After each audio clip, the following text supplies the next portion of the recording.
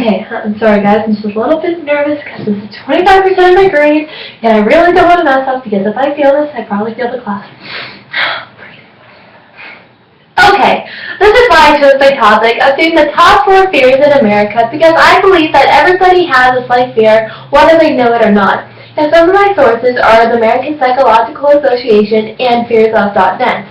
So a little preview of our speech, we'll be looking at each of the top 4 fears. We'll be looking at their definitions, the symptoms, the causes, the treatment, and lastly, the relevance. So, our first main point will be primarily about the definition, the symptoms, and the causes. Our second main point will be about the treatment, and our third main point will be about the relevance. And as we go through each fear, we'll be looking at our 3 main points so we can look at each fear individually. So, let's get started with our first fear, which is phobophobia, which is the fear of feeling fear itself. So when FDR stated in his inaugural address that we have nothing to fear but fear itself, well, he may have been onto something because a lot of people actually do have this fear. But what do they experience when you have phobophobia? Well, you have multiple mood swings, and you have excessive sweating, but most importantly, you get very dizzy fastly. But how do we treat this, or where does it come from? Well, the causes, according to Figuring Out Phobia, an article done by the American Psychological Association, they state, quote, people who have phobophobia often experience this because after they had the feeling of fear, they dreaded that feeling, so they try to avoid this feeling as much as possible. Okay, so can we go to the doctors for this? Well, no. There's no medical treatment for this, but experts do say that yoga and Tai Chi have been proven effective to help people calm their nerves with this fear. And a lot of people actually do have phobophobia, weird or not. Actually, 46.5% of people have phobophobia.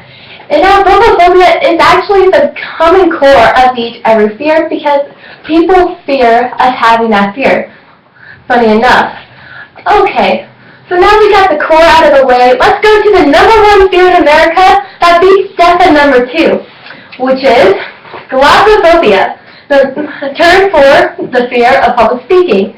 And now it seems to me that people would rather die than give a speech, but we're going to go try and do the speech as well as we can.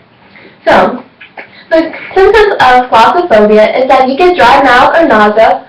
And a lot of people do experience this when they're speaking in front of people. For example, I'm starting to feel like that in front of you guys. So, what are the causes of this? Well, like in any fear, this comes from a traumatic experience, whether it was performing in front of an audience or if you were excessively shy as a child. And now, how do we treat this? Well, it's kind of simple, because according to Forbes magazine, in an article they wrote, the 12 top of public speaking symptoms and how to beat them, they state that the treatment that you do is to look at yourself in the mirror, you practice your speech over and over again, focus on your audience, and prepare until you have to present your speech. Alright, so since I did say this is number 1 fear in America, how many people actually do have this fear? Well, try about 75% of Americans have speech anxiety. That's understandable, and if you do have this fear, you're not alone. We have a lot of people who have the same fear, and I'm right there with you. Okay, so now that we got the number 1 fear out of the way, let's dig into the ground, into the smallest things in life, which is ophidiophobia, the fear of snakes.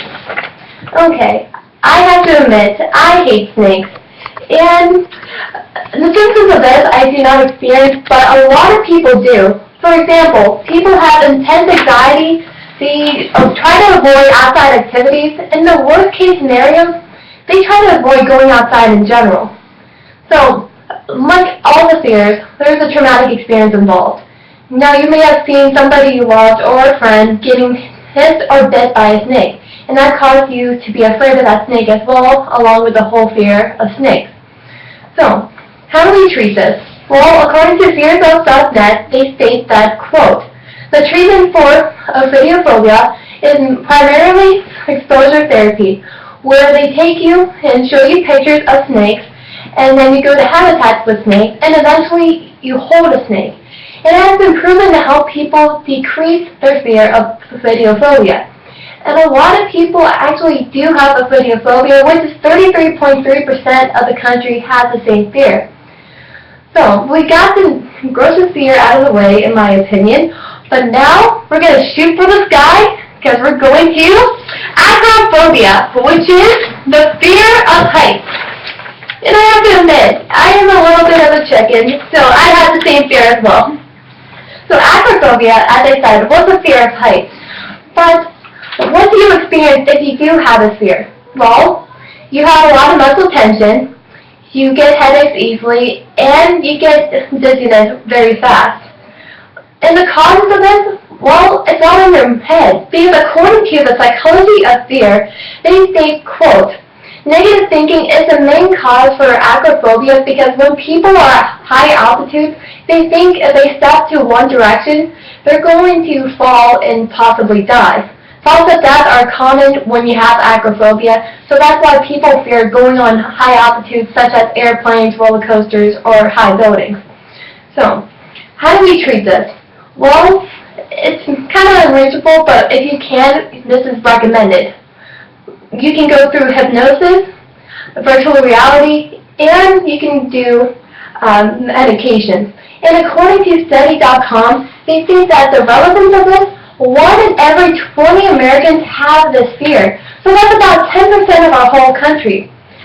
So, no matter if you have a fear or not, realize that 10 million people have a fear. And whether these 4 or not, 10 million people is about the population of Ohio. So you are not alone. And now that we reviewed the 4 fears in America that are at the top list, we have seen the definition, the symptoms, the causes, the treatment, and the relevance. And to leave you guys off in a good note, remember this quote by American journalist Dorothy Thompson. Once we are no longer afraid, do we begin to live? Thank you guys for listening, and have a great night. Thank you.